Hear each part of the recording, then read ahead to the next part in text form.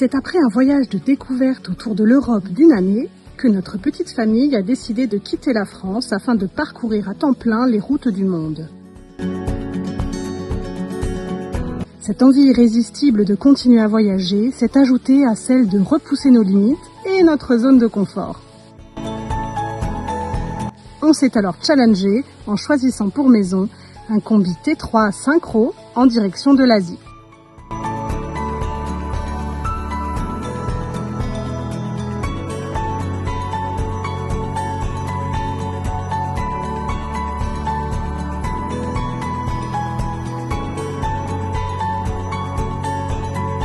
Bon voilà, je suis ressorti faire une petite pause, c'est en train de m'agacer ce sujet. Quel que c'est? Nous devons obtenir le laissez-passer A38. Immatriculé une galère. Nous voulons le laissez-passer A38. Bon mon amour, là on est parti une nouvelle fois sur la route, alors tu nous dis où on va? Oui, ben là on va au centre des services, alors ça s'appelle Revenue Services en anglais, c'est en fait le centre des impôts, puisque pour Danaüs on s'est fait envoyer un colis de France. Et dans ce colis de France, il y a le carnet de passage de douane, donc le passeport de Danaüs pour les prochains pays. Et forcément, pour une question d'assurance, ce que j'ai fait, c'est que j'ai mis une grosse valeur, j'ai mis 200 € sur le carnet de passage de douane parce que c'est ce qu'il vaut, afin qu'il soit couvert par l'assurance. Et puis le reste qu'on a dedans, c'est des petites pièces, des joints qui valent une dizaine d'euros, enfin bref. Le résultat des courses, quand on a voulu le récupérer à la poste, là ce matin, on nous a dit c'est pas possible parce que vous devez payer des taxes sur l'envoi que vous avez fait. Donc je me suis un peu fâché ce matin, puisque je leur ai dit il est hors de question que je paye des taxes quand même sur un passeport, faut pas rêver. C'est que j'aurais expliqué que j'avais juste mis une valeur dessus d'assurance et que c'était pas de la marchandise ou autre. Donc bref, ils ont rien voulu savoir pour le moment. Et donc là, ils nous ont envoyés au centre des impôts géorgiens. Donc là, on est sur la route à Tbilissi pour aller au centre des impôts. Sauf que ça a bien commencé, forcément. Ce matin, on va au centre des impôts qui est momentanément fermé. Donc on a traversé toute la ville. Adressez-vous au guichet 1, pouvoir de gauche, dernière porte à droite. Et là, on nous a dit, ah non, il faut aller à l'autre maintenant. Donc du coup, là, direction l'autre centre des impôts. Avec une conduite des plus sportives, parce que ici en Géorgie, ça conduit rapidement. Ah ouais, non, ça conduit rapidement, il n'y a quasiment pas de feu. La priorité, on se demande si elle existe. Ah ouais, non, j'avoue, c'est du sport. Bon, moi je suis en version sport aussi, je me tiens au tableau bord parce que ça va vraiment très vite dans les virages. Pour suivre le mouvement général, c'est vachement difficile en fait. Je suis un peu en stress quand même.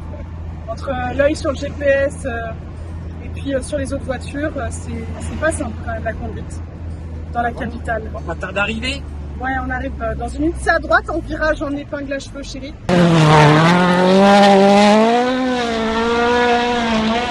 Putain, et ça monte en plus. Voilà. Nous voilà devant le centre des impôts. Hop Ouais. là, freinage. Bon, un peu plus de place sur le parking ici que sur l'autre. Ça tombe bien, ça nous arrange. Ouais, parce que c'est vraiment pas de place. Allez. Alors, ce qu'on va faire déjà, on va se mettre en position. On va se mettre en marche arrière là. Ouais. Ah.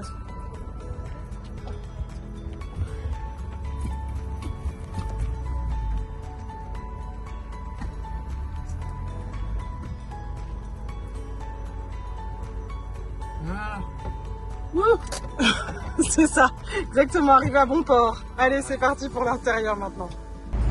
Donc là, on retraverse la ville.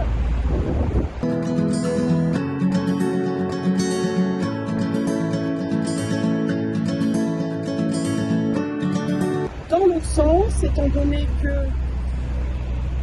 on a pu récupérer effectivement le papier qu'il fallait, mais on a à nouveau 25 minutes de route dans l'autre sens pour retourner à la poste et récupérer.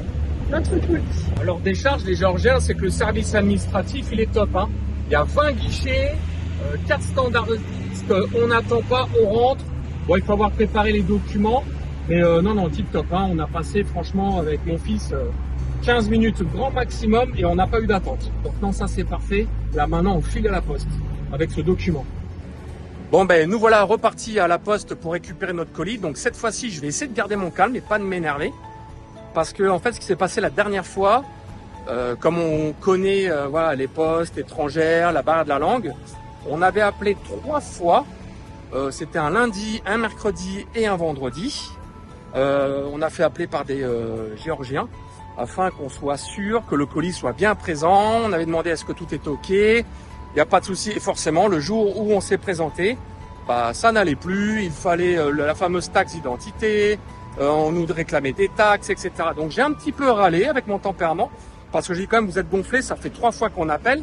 Et d'ailleurs pour la petite histoire, hein, chérie, la 3e fois qu'on a appelé, c'est limite si en plus elle n'a pas été désagréable en disant ah je vous ai déjà dit 2 fois que tout était ok, etc.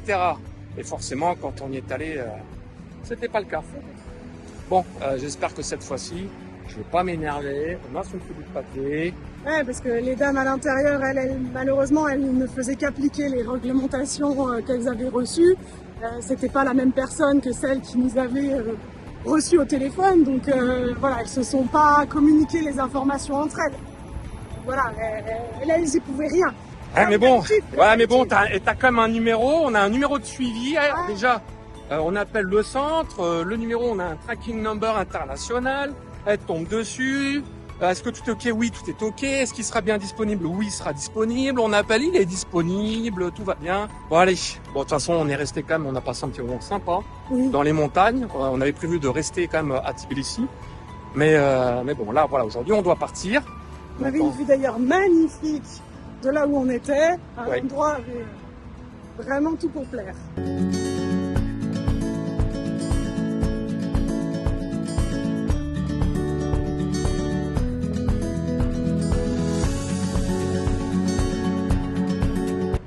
Bon allez, c'est parti, je vais rentrer et on vous tient au courant.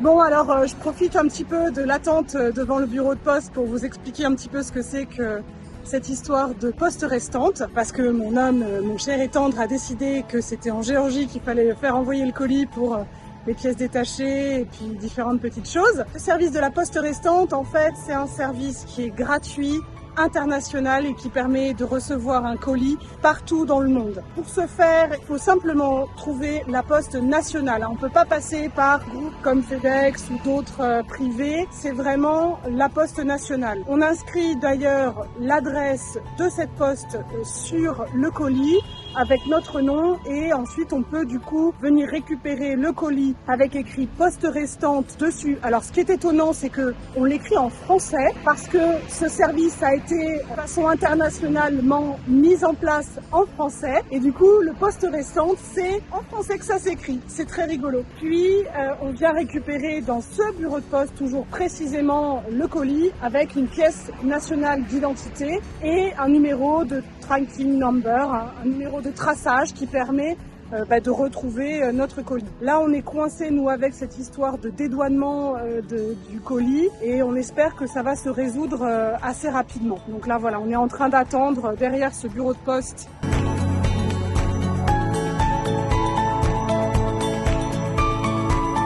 Mais là actuellement, ils veulent pas reconnaître que le passeport du véhicule, donc le carnet de passage de douane, est un document. Ils considèrent que c'est de la pièce détachée, donc ils veulent me faire payer une taxe. Donc je leur ai dit, si je paye pas la taxe, qu'est-ce qui se passe? Alors le colis repart en France, la première solution. Alors je dis ouais, mais ça m'embête. Qu'il reparte en France, qu'après il faut le faire repartir, par exemple en Arménie, où ce sera peut-être pas forcément plus simple. Donc j'aurais dit, ce qui m'intéresse, c'est plutôt de récupérer le carnet de passage aux douanes, les pièces, je m'en moque un peu. Là, ce qu'ils me disent pas, très bien, à ce moment-là, il faut aller aux douanes, on va ouvrir le document devant vous avec expert qu'il faut payer, parce qu'il faut un expert, pour bien montrer que ce que vous allez prendre, document de votre véhicule, et le reste sera saisi par la douane et revendu. Alors là, du coup, je craque, je dis ok, je vais payer, c'est combien? Le port, vous le trouverez au bas de la ville, c'est au bord de la mer. Le laissez passer en 38. Donc il faut payer à peu près 20% de la valeur déclarée en assurance. Alors heureusement, j'avais déclaré que la valeur du carnet de passage de douane, le reste, ça m'importe peu. mais 20% quand même. Et donc là, je dis à la poste, bon ok, je suis prêt à payer. Elle me dit, ah, mais non, c'est pas comme ça. Maintenant, il faut faire une demande à la douane, demande au gouvernement pour dire que vous acceptez de payer les taxes. Donc là, on attend et l'histoire n'est pas finie. Hein. Bon, ben voilà, on sort de la poste sans le colis. Maintenant, on a le listing de ce qu'on doit payer. Donc, diverses taxes et variables. C'est une taxe pour le ministère, une taxe pour la poste, une taxe sur les produits, tout ça. Donc en gros, ça nous coûte globalement 35%, voire 40% du prix total du colis. Donc voilà. Bon, bah... Et là, en plus, on peut pas payer à la poste directement, il faut aller payer à la banque. Ah oui, il faut aller à la banque, qui ont une filiale spécifique pour payer tout ce qui est taxes. Donc là, on est parti effectivement à la banque. Ah oui, c'est vrai. Et oui. Et parce que si c'était simple, on pourrait payer directement. Non. Et après, on revient à la poste, on reprend un ticket, on patiente. Alors bon, l'administration, je pensais qu'elle était plus simple dans d'autres pays. Alors elle est un peu plus rapide parce que c'est vrai qu'on attend moins. Mais alors c'est le même bazar partout. Hein. Ouais. Bon, allez, maintenant, elle est où la banque là? C'est ça. Pourquoi c'est 3 heures? Ouais. C'est 2 heures, un rayon.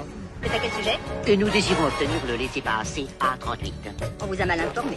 Veuillez vous adresser au guichet 2. Consultez l'huissier. Voilà, donc on sort de la banque.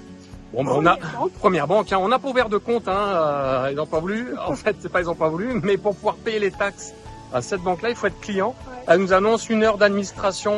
Bon, on a dit que peut-être pas. Hein. On allait tenter notre chance. Ouais, ici en Géorgie, on n'a pas prévu pour l'instant de s'y installer. Non. Donc on n'a pas besoin de banque. Donc on continue. Maintenant, on va à une autre banque qui apparemment peut s'occuper de cette partie administrative sans ouvrir un compte. Mais elle n'était pas répertoriée sur notre carte. Ah oui. Ah oui. Ils sont gentiment...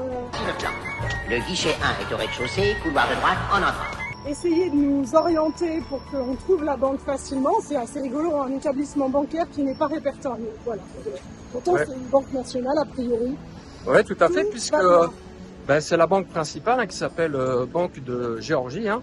Et en fait, effectivement, quand on tape sur Maps, n'importe quelle Maps, en fait, elles n'apparaissent pas toutes. C'est assez intriguant. Donc, gentiment, elle nous a donné le point sur Maps en disant, vous inquiétez pas, c'est là, vous verrez sur le trottoir d'en face, il n'y a pas de souci. C'est sûr. Bon, en tout cas, ces péripéties me font penser à un petit dessin animé sympa, hein, qui s'appelle Les 12 travaux d'Astérix. C'est alors, il faut le formulaire A pour aller à tel endroit, le formulaire B, et si vous n'avez pas ça, on peut pas vous donner. Non, mais c'est incroyable. Bon, Et au passage, on profite de visiter la ville sous un autre angle. Oui, c'est vrai. Bon, allez, on continue, on se tient au courant.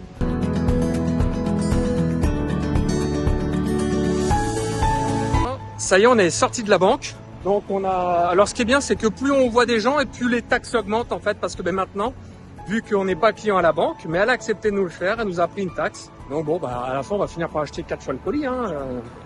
Alors heureusement que dedans, malheureusement dedans, c'est parce qu'on a le carnet de passage de douane en fait qu'on paye tout ça. Oui, surtout.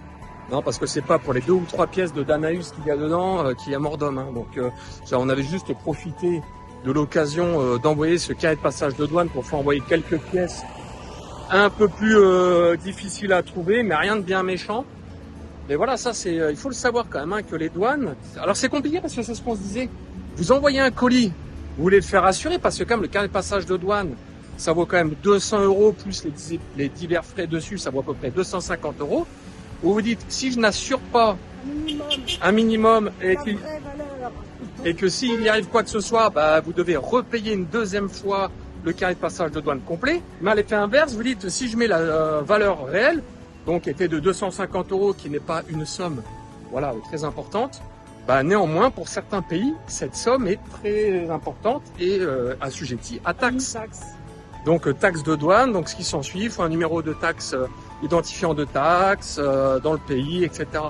Alors c'est bon à savoir pour les prochaines fois, mais donc c'est soit on met la vraie valeur, on est couvert avec les risques que ça génère derrière administratif du pays, ou on met une valeur à 0 et avec le risque que si ça se perd. Ouais. Faut choisir. Bon, maintenant on le sait pour la prochaine fois, parce que bien sûr, un carnet de passage de douane, c'est valable 1 an. Donc dans une année, si on est toujours sur la route, il va falloir refaire le même exercice de style. C'est ça. Donc là, on repart sur la banque. Non. Justement. Non.